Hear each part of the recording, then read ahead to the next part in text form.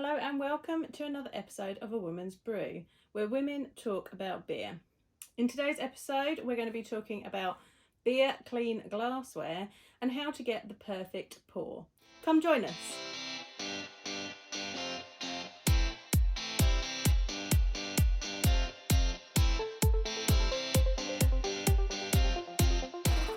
Hello, you've just got me again today. It's Joanne and we're going to be doing a little bit more educational content with you.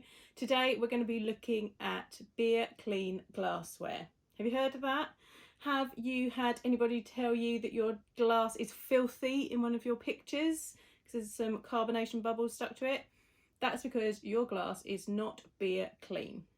We're also going to look at how to get the perfect pour, or try and get the perfect pour anyway. So, beer clean glassware. Here's a beer glass for those that are watching on the video. I've got my trusty Teku. Just looking at it, it looks pretty clean.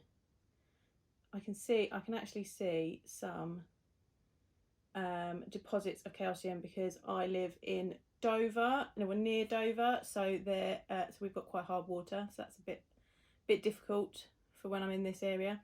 But a glass can look perfectly clean, but then when you pour your beer into it, you will find that carbonation bubbles will stick to the outside of the glass.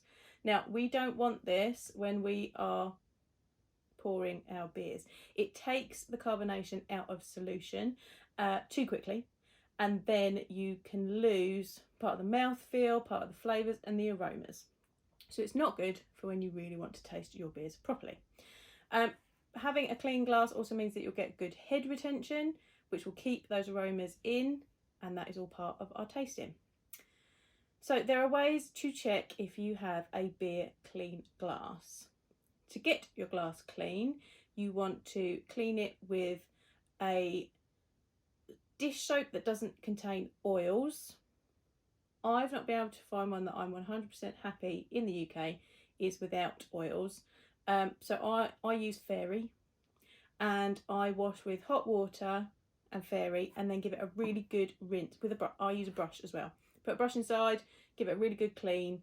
Then I give it a really good rinse with cold water to try and get rid of everything. It is really difficult to get your glasses beer clean at home. In very good beer bars, they will clean with soapy, oil-free soap. They will rinse in cold water. They will then rinse in sanitizer and air dry glasses. One way that you can help to do this at home is make sure that you just use your glasses for beer. Don't put anything else in it like milk or anything that might have oils or fats in that can then end up on your glasses. And I don't clean my glasses like in my dishwasher or with other things that I'm cleaning. I just clean them by hand on their own. So that means that there is less chance of oily deposits getting left in your beer glass. I also try not to clean the inside with my hand in case my skin touches it and the oils from my skin gets inside the glasses. So to check if your glass is in fact beer clean, there are a couple of things you can do. You can fill it with water and then tip it upside down and see if the water clears out all the way down without leaving any spaces. This is called the sheeting test. So your water will run straight down the sides of the glass, sheeting straight down without leaving any areas empty. Those areas might have oils, fats or dirt in them, maybe even dust as well. There's another way called the salt test. So I've got one of my little Allegra glasses here.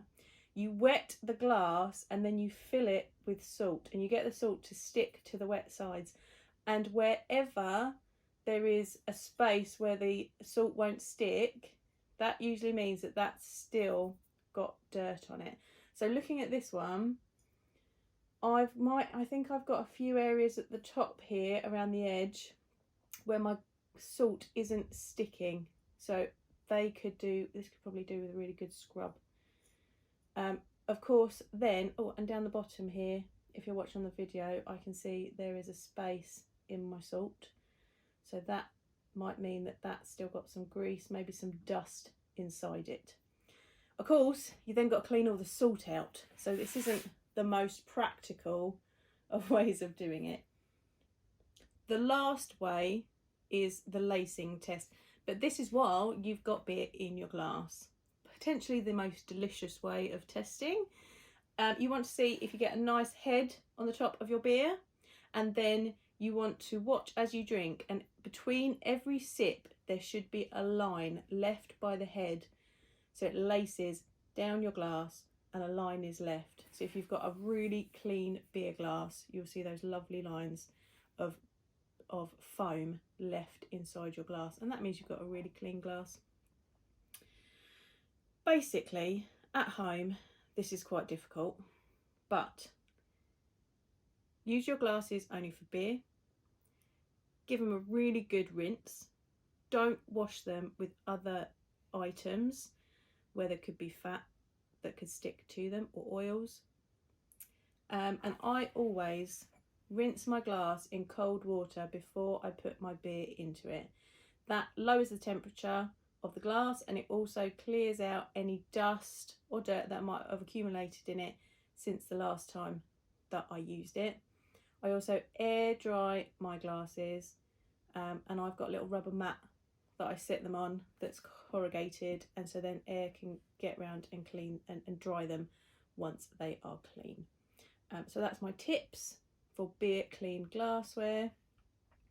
At the end of the day, as long as you're enjoying your beer, don't panic too much about it, I say. As long as you've got good beer, it's all to get the best experience out of beer. These are the ways to do it. But really, as long as you're enjoying your beer, that's all that matters.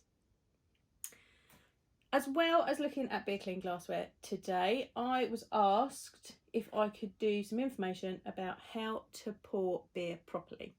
Now, the Cicerone certification program covers not just beer tasting and styles, but also keeping and serving beer. So there's a lot about like draft systems and how beer is poured from draft and the different types of systems for that, which if you don't work in the beer industry like me, that bit is really interesting to the beer geek in me, but can be a little bit difficult to remember because you're not actually doing it every day like people that work in the beer industry.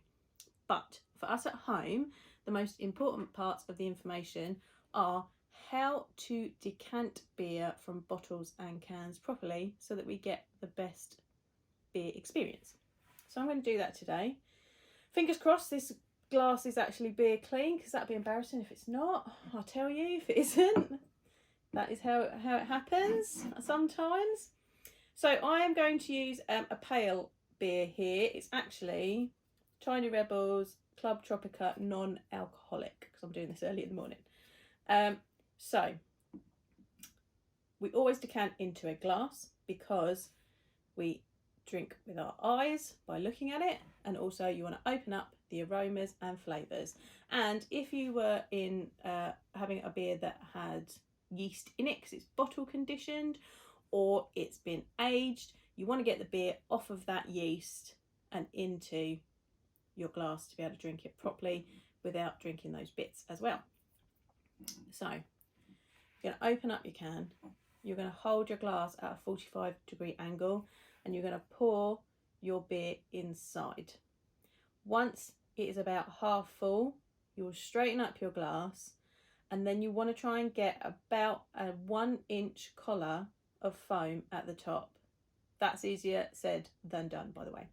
But if you're having trouble getting that foam to happen, you want to lower your glass. If you're getting too much foam, you want to lift it up towards what you are decanting from. Don't dunk the can or the bottle into your beer, because you could transfer all sorts of microbes and nastiness into it. You want to keep it about 1 inch away. Right, so for those that are watching on video and for our podcast listeners, I suggest that you go find the video on YouTube so you can see how I do it, because I am now going to pour this beer and hopefully we'll get a good pour. This glass has been sat here while I've been getting ready, so it might be a bit warm now, unfortunately, so my my foam might be a bit much. So I'm holding my glass at a 45-degree angle and I'm going to pour in. Right, so I'm getting to about halfway. I'm going to straighten up. My glass is not beer clean. Oh no. And then I want to get a bit more of head, so I'm going to pour it up. There we go, look at that. There's a head. And pour it back down. Okay, I've got deposits on this glass, so it's not beer clean, unfortunately. If I give it a shake, I'll move about. So I've now got a lovely head on top of this beer. I can unfortunately see that there are bubbles stuck to the side of the glass, so I needed to give this a really good clean before I came up here as well. There we go. My bubbles are streaming up, and that is how you pour your beer into a glass. There are different types of pour, however, that is a regular pour. What if you have got a stout or a nitro beer? So nitro beers have obviously nitrogen in them. It makes them creamier and gives them a smoother, more velvety mouthfeel, but they are poured differently. Sometimes you're going to want to check the label. Sometimes it will tell you to turn them upside down several times to activate those bubbles and get them where you want them, or you can just do the hard pour. That means that you open it up and you literally tip it upside down straight into the glass. That then gets that lovely cascading effect that you will have seen in Guinness. Cask beers, as a side fact, are also poured straight into the glass to get that body in them as well. Right, so we're going to do this. I've got a big glass because this is a big can. I'm going to open it up. We're going to get that lovely psh sound from it, and then I'm going to do a hard pour. I'm going to turn it straight upside down, straight into the glass, and hopefully we will get that lovely cascading look. Here we go. There it is, hear that. Here we go, hard pour, straight in. Oh, you can hear it going in if you're listening. So it always looks like you're not going to get a very good head, but that's because you're going to get that lovely cascading effect when you finish putting it in. There we go. Yeah, I'm going to hold that up to the camera for those. You can see that lovely cascading effect as it settles.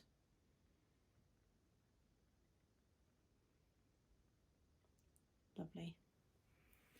And then you've got your nice head on there and your nice body there. Oh, this is a beer clean glass. Yay! I've got one beer clean glass today. That's how difficult it is to get a beer clean glass, people. Oh, this is looking better today, although my head's gone. See, non-beer clean glass, my head has disappeared from this one. I've got a little bit of lace in though, but your head will just disappear if you haven't got a beer clean glass. So let's strive for beer clean glassware. Showing you how not to do it today. So if you've got any questions about beer clean glassware, don't ask me because apparently I'm not very good at it. If you've got any questions about nitro beers, feel free to email us at lovebeerlearning.co.uk. Also let us know what other information you would like to know about, and we will do some podcasts on it for you. You are able to subscribe to this podcast on all good podcast platforms. Please leave us a review if you've liked this content on iTunes so that we can get up those charts so that we're available for everybody to see. And if you would like more educational content, please come to our socials. We are at Love Beer Learning on Facebook and Instagram, and we are also available at www.lovebeerlearning.co.uk. Come join us again soon. Cheers.